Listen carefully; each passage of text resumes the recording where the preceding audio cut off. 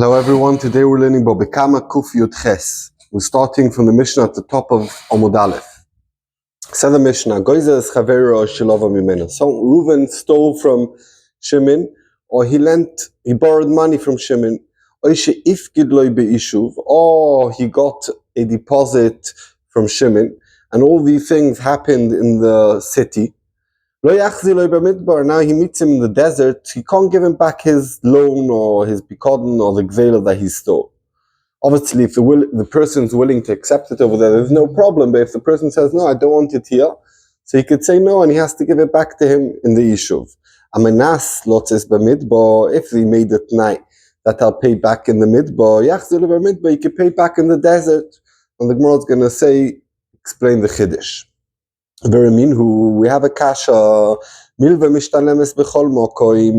If you take a loan, and the Gemara understands now, you can pay off anywhere, and in the Mishnah says a loan you can't pay back in the midbar. Avedo pikodon, but if you found something or a deposit that you got, only in the area where you got it, that's where you could give it back. So it's a kasha from milve. Here it says milve b'chol mokoim, over there it says milve, you can't give back in the midbar.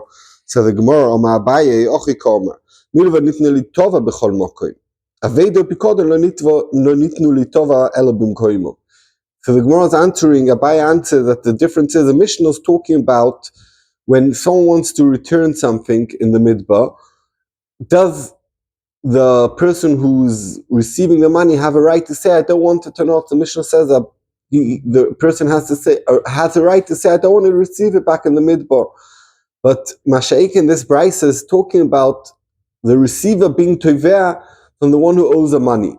And on that the brisa said that if he gave someone a loan and now you meet the guy who you gave the loan in the midbar, you could sue him, you could tell him, I want my money back. Mashaik, if it's aveda pikodon, you can't sue it in the midbar because the person says, I don't have it with me, it's where you gave it to me, it's in the safe over there. I kept it over there, I'm not going with it everywhere, but the milva is a choiv b'chol mokim shehu. Therefore, there's no stir between the Mishnah and the Brisa. And Menas lotzes b'midbar, says the Gemara pshita, obviously he made it now, why can't he give it back in the midbar? Says the Gemara, lo, tzricha, we do need this case, that Reuven came to Shimon and said, take this deposit, I'm going out to the desert. And the person who accepted it told him, I'm also planning to go out to the desert. I might want to return to you the pikodon over there. And Rashi explained that the Chiddush is, even though that he said it clearly when he was received it, so still what's the Chiddush? The Chiddush is, because he said, he didn't say for sure I'll give it to you back in the midbar. He said maybe. So the Chiddush is, even though they said maybe, you could give it back in the midbar, and the receiver can't say, I don't want to accept it over here, it's an unsafe place. So the next Mishnah. Reuven comes to Shimon and says, I stole from you. You gave me a loan. You gave me a deposit. I don't remember if I paid you back. So the din is chayiv l'shalem, because he for sure chayiv started, and the whole shaila is if you still chayiv, if you paid back or not. So since there was a chayiv and we are sofek, if you paid back or not, you have to pay. If Reuven said to Shimon, I don't know if I stole from you, I don't remember if you ever gave me a loan. If you gave me a deposit, in that case, he'll be potter, because we don't even know if there was ever a chiyuv that was chal. Said the Gemara Itma, we learned. Reuven comes to Shimon and says, you owe me a money. And Shimon says, I don't remember. Rav Huna and Rav Yehuda say Yechayev, he has to pay. Rav Nachman, Rav Yechon, Omer Potter. The Gemara explains, Rav Huna, Rav Yehuda, Omer Chayev, why Bori V'Shem or Bori Odif? The guy who's Tovea, Reuven, who's Tovea, says, for sure you owe me. Shimon says he doesn't know, and therefore Bori is stronger, and you don't say over here, Moitzim Chaver Levaraya, because he has a tiniest Bori, and the other person says he doesn't know, he has to pay. Rav Nachman, Rav Yechon, Omer Potter. Why? Because we have here a Sofik, he's not sure. Ukim Amoina, Becheskas Mori, we say the Chazaka, the money stays where it is, and until he doesn't bring a raya that the person owes him money, so he doesn't have to pay. Now, we learned in our Mishnah, if the Sefer of the Mishnah, where he said, I don't know if you lend me money, Potter, he doesn't have to pay.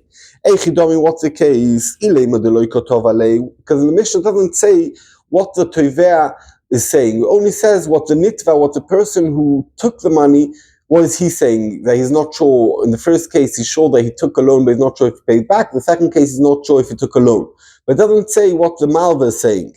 So, what's the case? If it's Toma, the malva is not there, he's not saying you owe me money. So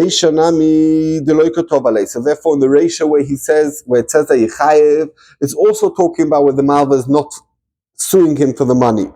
Am I chayev? So why in the ratio will you be chayev? If the malva is not saying you owe me money and this guy's a sofik, why should he need to pay? Why would Bezdin be mechayev him? He's coming up with a sofik. The toveh is not saying you owe me money. Mechitesa Bezdin would be mechayev him. Elo the kotovale. It must be that the ratio is talking about, and the whole mission is talking about the kotovale, that the malva says you owe me money. I did give you a loan. You didn't pay me back. The Ktoni Seifa, it said in the Seifa in the case where he says, I don't remember if I took the loan at all. So l'chayr could see Bari v'Shema. We don't say Bari Odif and you have Pata to pay. So l'chayr it's a cash on the Shitto says Bari v'Shema Bari Odif and you need to pay. Says the Gemara, no. It's not talking about where he's tovea him money. The Mishnah is talking about where the malva is not tovea. So l'chayr you had shveh. If the Mishnah is talking about where the malva is not tovea, so what's pshat in the ratio you have to pay? Why should you need to pay? Why will Beis Din force him to pay? The ratio says the Gemara, B'bo lotzes yidei shamayim. It's talking about that he wants to come, lotzes yidei shamayim, make a din for sure he's not high because the malva is not over him, but because he wants to be lotzes yidei shamayim to make sure he paid back his loan, and he knows that there is a loan, he's just not sure if he paid it back or not. So lotzes yidei shamayim, you need to pay it back. And the case of Bari v'Shema, that's a machlokes over there, was talking about where the malva is tovea. It manami says the Gemara, bring you a raya that even Rabbi Yochanan, who holds that you say ukimamoyne becheskas mori, and you say that you don't say Bari v'Shema Bari Odif. If not is the Shemaim, you need to pay back. Let's see. It manami Omer Rabbi Barabba Omer Rabbi Yochanan. Rabbi Yochanan himself. Oimer lechaveiro imone lebiot. Reuven comes to Shimon and says, "You owe me a money." V'alo yomeini yodea. Another person says he doesn't know. The Rabbi Yochanan just before said you'll be potter. Says Rabbi Yochanan over here, chayev b'bolotes yodei shemaim. If you want to be lotes yodei shemaim, he has to pay. So therefore, we could see that Rabbi Yochanan agrees b'bolotes shemaim, he has to pay. So therefore, Rabbi Yochanan was going to explain that our Mishnah is talking about where the malva is not tovea and his bolotes yodei shemaim. Agoynev tolem in ha'eda.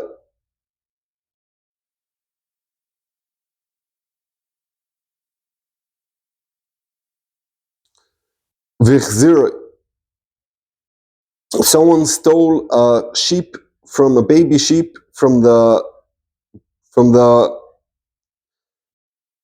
group of sheep, from the Eda, and he gave it back. V'meis or nignav, and now the sheep got killed, died, or nignav. That day he put it back in the Eda is not called a good ashava. And we're going to see that this case is Toma in a case where the Bailim knew that he stole the item, but he never knew he gave it back. So therefore, you still chai b'achrus. It's not called a good ashava until the Bailim know.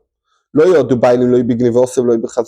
the case, a new case where the Bailim never knew they got stolen, and they never knew he got back. The guy stole it, the Bailim never knew about it, and then he put it back in the Edo without the Bailim knowing. Now they counted all the sheep, and they see there's 100 sheep like there was at the beginning. So, for the Mishnah Potter, the Shleima he potted, that's called the good Ashava, and he's not Chai B'Achrayis anymore, the Ganev. So now we're going to see 4 shittas about this subject. Omarav, Ladas, if Reuven stole something from Shimon and Shimon knew it got stolen from him, Tzorich Das, it's only good, considered good Ashava when he gave it back to Shimon and he told Shimon clearly that he gave it back to him. It's not enough that he realizes it by himself. Shaloi Ladas, if Shimon didn't know that it got stolen, Minyan Poita, once Shimon counts and he sees he has the right amount like he had before the Gneva, that's called a good Ashava. And therefore, when it says in the Mishnah that they counted, and it's good enough, and it's called a Ashava, a good hashava seifa, it's only going in the middle case. There is a ratio of the Mishnah talking about where the owner knew that it was stolen. The middle case, that's what we call the seifa, is talking about where the bailim did not know they got stolen. And therefore, for the last din of the Mishnah, the counting is good enough, is only going on the seifa where they didn't know, because if the bailim did know they got stolen, minyan is not good enough. You need to tell the bailim that you returned it to him. Shitta number 1. Shitta number 2. V'shmuel amar beino das, bein shelo das, doesn't matter if the owner knew that was stolen, doesn't matter if he didn't know it was stolen, minyan poita. Once he counted and he saw the all there, it's good enough. The owner knows he has all the sheep. It's a good hashava. V'chiktoni umonu is monu, when it says in the Mishnah that the owner counted it, v'ishleima, and Potter, that counting is good enough. Akula, it's going bein the ratio where the owner did know, bein the seifa where the owner didn't know. And minyan is good enough. Rabbi Yochanan Oimer, ledas, if you stole and the owner knew about it, minyan poita, by counting it, it's good enough because he knew it's stolen. Now he sees that they're all there. He knows he has been returned the gneva. Shaloi ledas, if the owner never knew, he doesn't even need to count. Since he never knew, you could just give it back there. And even if he never realized it was stolen, he never knew it was returned, he never even counted the sheep, it's called a good hashava. When it says that counting is good enough, Aresha, it's only going in the case where the owner knew. But in the case where the owner never knew, you don't even need to count. Rav Chizda, man, we passed in like Rav Chizda, ledas minin poita. If the owner knew, it's good enough that he counts because he realized he realized that he got it back, and that's considered a good hashava. And this is a big chiddush. The next thing the Rav Chizda says, sheloi ledas, if the owner never knew that it got stolen, tzorich das, no minions, not poita, you need proper das that he gave it back. You have to tell him. And soon we can explain on Amud Beis, at the top of Amud Beis, why is that? What's the svara behind that? Why Shalom Midas? You need more of a idea to tell the bailing. When it says that counting is good enough, is Aresha is only in the case where the owner knew about it. But the seifa, where the owner never knew, counting is not good enough. You need to literally tell him. Omar Rava, says Rava, my time in the Rav Chizda, what's the reason of Rav Chizda? What's the svara behind it? Since he got used to going around, you stole the sheep, and therefore he got used to hanging around and going to different places. Now this sheep needs extra guarding because it goes on strolls by himself. He knows how to be with himself without the Eidah, and therefore if it's midas, so minyan is good enough because once he counts and he sees the sheep's back, he realizes and he knows to extra guard it. But if he never knows it's stolen, even if he counts and he sees all the sheep here, that's not called a good hashava because he doesn't know that he has to give extra guarding to the sheep. And therefore you need to tell him. Ask the Gemara, mi Omar Rava, did Rava say like Rav Chizda? The Rava explains that Rav Chizda obviously holds like him. Omar Rava, said Rava, Hayman dechazi lechavrei, a person who saw his friend, the Agba Imr Me'adra, the day they picked up sheep from his Eidah, Veroma Beikola, and he shouted to him, hey Ganev, what are you doing? Veshadi, and he threw it. He never knew if he came back or never came back.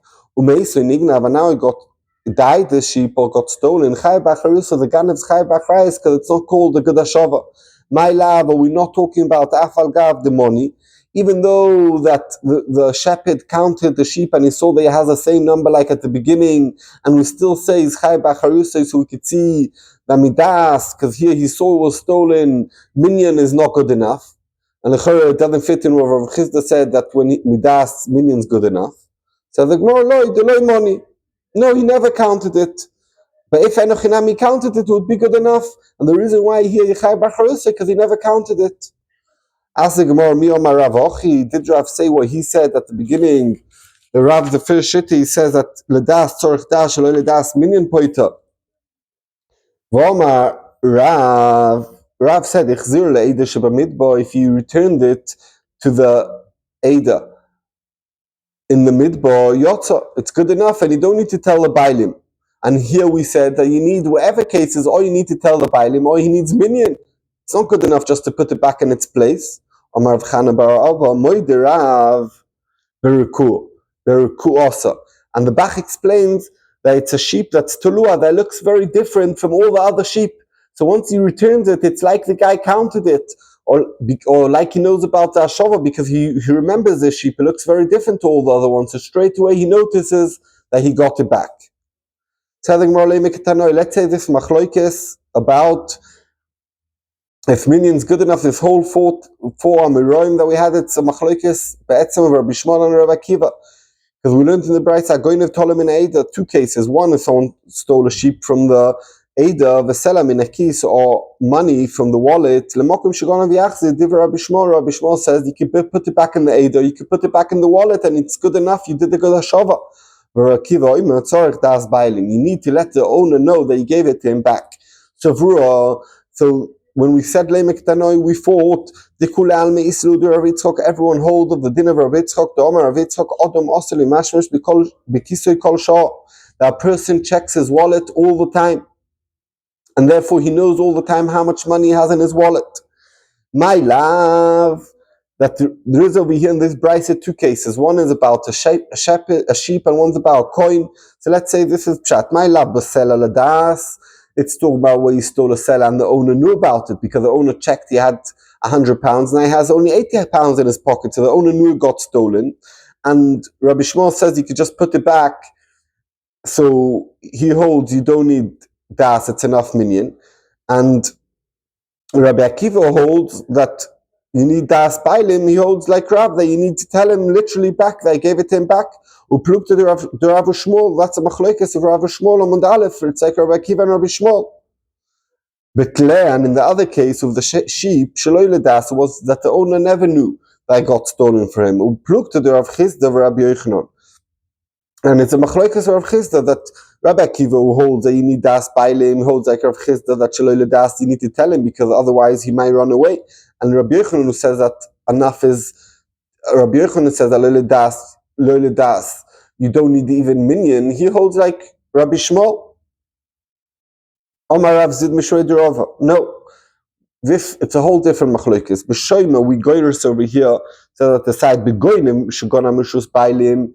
In the case where a ganev came and stole it from the owner, kulal meloi pligik Rav Chizda. Everyone says like Rav Chizda that depends if it's midas minyan poita and if it's shaloi das you need to tell him.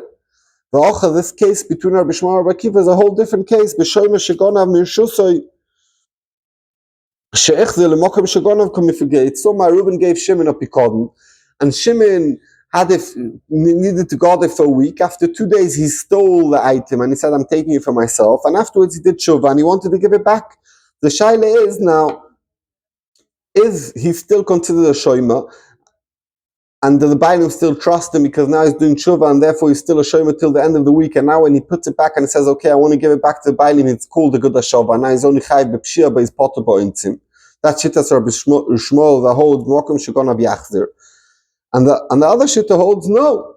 The owner never trusts him anymore after he's stolen, and therefore the only way to do hashava, you need to give it back to the Bailim. Explains the Gemara, Rabbi Akiva Sova Kol Salishmirosa is not shoyma anymore, so the only way you can do hashava is to give it back to the Bailim. Rabbi Shmuel Sova Loi Kol Salishmirosa. No, the shmira is not finished, and he can give it back to himself, type of thing, and that's called a good hashava, and that's it. He becomes a shoyma again, no ganev. Let's say the shaila if minyan counting helps or not, is it considered good hashava? It's a machlokes tanoim. The Tanya we learned in the Brisa, Reuven stole money from Shimon, and then he bought off Shimon. Let's say he stole off him £10, and then he bought off him something, and Shimon, he owed Shimon £1,000, and he gave him extra £10, and he never knew. He never told Shimon they gave him extra £10. Tony Choda, in one brayse it says Yotza, you yoytze hashava of that. But Tanya Yidoch, in another brayse it says Lo Yotza, that's not called a good hashava until you tell the owner. So we thought the Kula Alme, both brayses hold Islahu de Rav Yitzchok Dama Adam Osul Mashmash Kiso B'chol Shah V'Shah. That person always counts the money, how much money he has in his pocket. My labo come if what is this machlokes between these two brises? The mando my yotza, the mando holds yoytza sova minyan poita. because a person knew it was stolen from him, and now when I gave it to him back, he puts in his wallet and he's going to check and he sees, oh, the guy paid me £1,000, there's another £10 here, so he knows about it. He holds minyan, it's called a Gudashava. And the one who holds that the Brisa says, counting is not good enough, he needs to actually tell him, I gave it to you back, I stole from you. Amri, says the Gemara, no. If we hold like Rav Yitzchok, that person always checks his pockets. Everyone holds accounting is good enough. The Machlokes Gufa in the Brisa says, do we hold that person counts his money that he has in his pocket all the time? And therefore it's good Ashava because he counted the money. Therefore, since he doesn't count his money and he never knows that he got this extra money, it's not considered a good Ashava. There's no minyan. I'll tell you another pshat, how to understand the machlokes between the brises. The kula alma islu the Rav Yitzchok. Everyone hold the Rav Yitzchok. V'loi kasha, it's not kasha. Had the money v'romo lebikisei. If the ganev, let's say, owed him, we said he bought off him something for £1,000 and he gave him £1,010. So when he gave him the £1,010, he counted.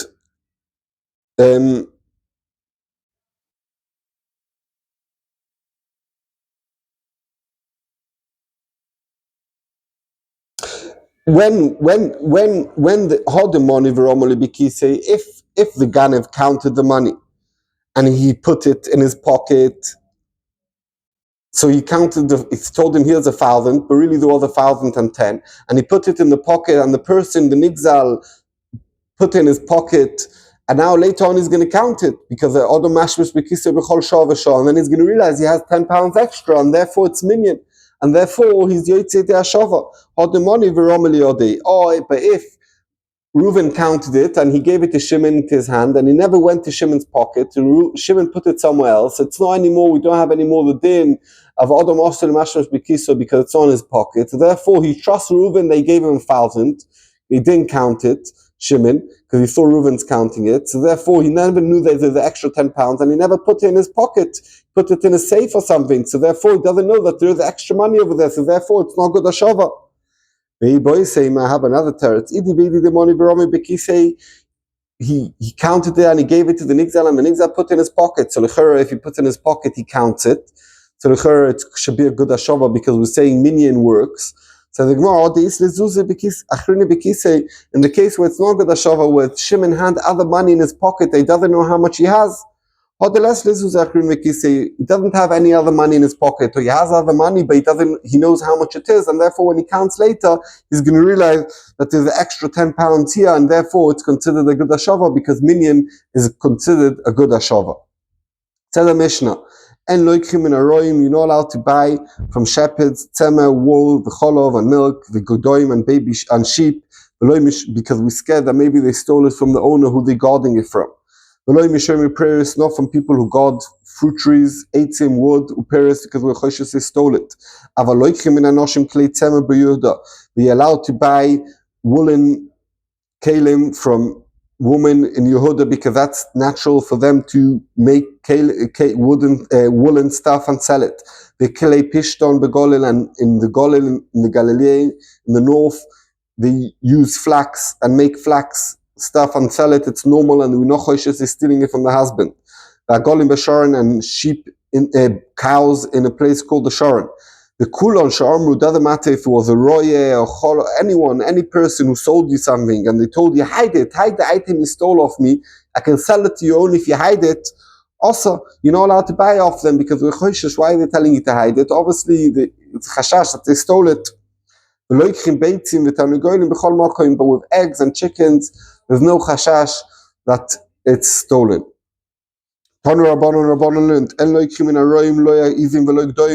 You're not allowed to buy from shepherds, not goats and not baby goats, and not shirred wool that's shirred with a knife or something, or scissors, and not pieces that fall off, of wool, because we're choshesh she stole it from the owner. You're allowed to buy from them wool that's already made into a garment. Because even if they stole it, or you're allowed to buy off them milk and cheese in the desert, because when the owner gives a roya to shepherd his sheep in the midbar, he doesn't come collect his milk all the time. It's far away. Therefore, he lets the shoyma, the roya, to keep it. So therefore, you're allowed to buy off him. But not in the city. You're allowed to buy from them 4 or 5 sheep.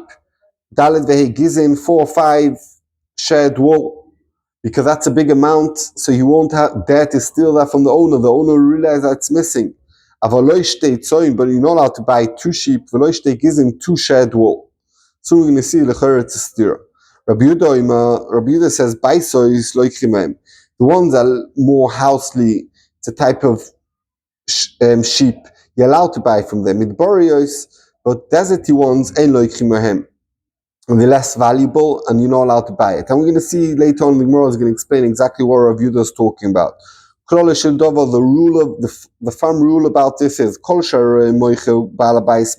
if it's a big amount, that if the shepherd's stealing it and he'll sell it, the owner is going to realize you're allowed to buy from them because you won't dare to steal from the owner is going to chap him. If it's a smaller amount that you could sell it and the owner won't realize, you're not allowed to buy from them because maybe it's stolen. We learned over here in this price, if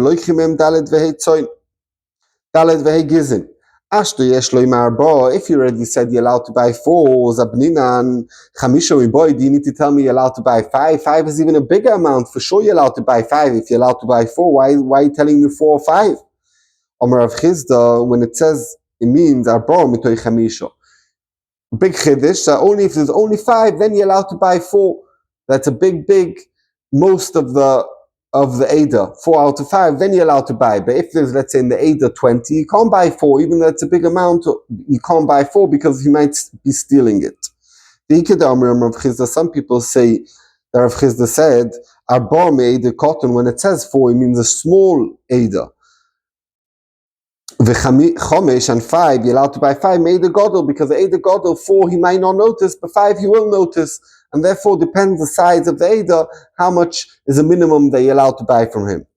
Ask the Gemara Hogu for Kashya, it doesn't make sense. You said that the steer itself in this price, Dalet vehe tzoin, Dalet vehe gizin, is mashma Dalet vehe in, you're allowed to buy 4 or 5, aval sholosh, are you allowed to buy 3 from them? No, you're not allowed. Let's look at the Seifa. You're not allowed to buy 2 sheep. Hosholoish mashma 3. Zabninan, you're allowed. So what's it in? 3 you're allowed or you're not allowed? So the Gemara loy kashya. Hobe briosa, hobe chishosta. When it says you're allowed to buy 4, it means weak ones. And that means 3 weak ones you're not allowed to buy, because weak ones the owner will less notice for them. And when it said 2 you're not allowed, it means 2 healthy ones, but 3 healthy ones you're allowed to buy, because already by healthy ones, even 3 the owner is going to notice, because he puts a strong notice on the healthy ones that are strong and valuable. Rabbi Yehuda oima baisos loichimehem midboris ein loichimehem. So it said in the Mishnah that you're allowed to, in the Brisa, it said that you're allowed to buy 4 and 5, and you're not allowed to buy 2 and 3. And then Rabbi Yehuda said that you're allowed to buy baisos, that's one that more live in the house. Midbari is the ones who live in the desert, you're not allowed.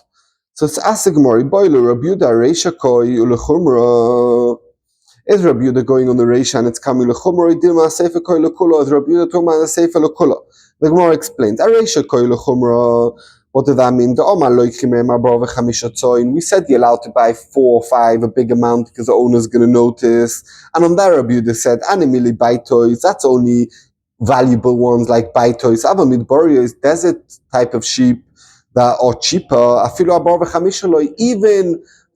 Even 4 or 5 you're not allowed, because they're less valuable, and therefore the owner won't notice even with 4 or 5, and therefore Rabbi Yehuda's coming to be machmer. That's how we said that 4 is mutter, only expensive ones. Or Dilma, or maybe a Sefer Koi, Rabbi Yehuda's talking about the Sefer Lekula, Domar, we said, Avalo Ishtei Tzoin, we said you're not allowed 2. V'lo Ishtei Gizin, and not 2 shared walls. Hanimile, and on that Rabbi Yehuda said, that's talking about Midbarios, cheaper ones, then you're not allowed 2. Aval Baitos are expensive, Shtaim, Nami Loikim, even 2 you're allowed to buy from the shepherd. So what's pshat in Rabbi Yehuda? Is he coming to be machmer? Is he coming to be maker? Is he talking about the reisha? Is he talking about the seifa? Toshma, come and listen. The Tanya Rabbi Yehuda, Rabbi Yehuda says, loichim baitiyos mehen. You're allowed to buy these type of baitiyos from them. Ve'en loichim emid boris. You're not allowed to buy the deserty ones. Uvechol mokim, and says, but in any case, loichim em arbor v'chamisha tzoyin. But if it's a big amount, that's arbor v'chamisha, you're allowed to take. So it says the Gemara, Mida Omar b'chol mokim. Since it says that in every place you're allowed to buy midbarius, so it must be. It can't be that Rabbi Yehuda was talking about in the Reisha, because it says clearly that b'chol mokim you're allowed to buy 4 or 5. Shema mino, we could see that Rabbi Yehuda said, "Aseifa koi ulekulo shema mino." That Rabbi Yehuda was saying that when are you allowed only baitius? When you're not allowed baitius, when you're not allowed midbarius, only baitius. It's on the seifa saying that we said 2 is forbidden. That's only midbarius. Comes Rabbi Yehuda's makel and says if it's baitius, even 2, you're allowed to buy from the shepherd because it has a high value. The shepherd, the owner will notice if it's stolen, and therefore we're not choishesh that the shepherd stole it. Thank you very much. Tomorrow, Be'ezus Hashem, next Shia is the last Shia on Baba Kama. It's very exciting, and then we're starting a new Masechta on Metzia. We should be zoiche for lots of ischadshus. Shkoyach.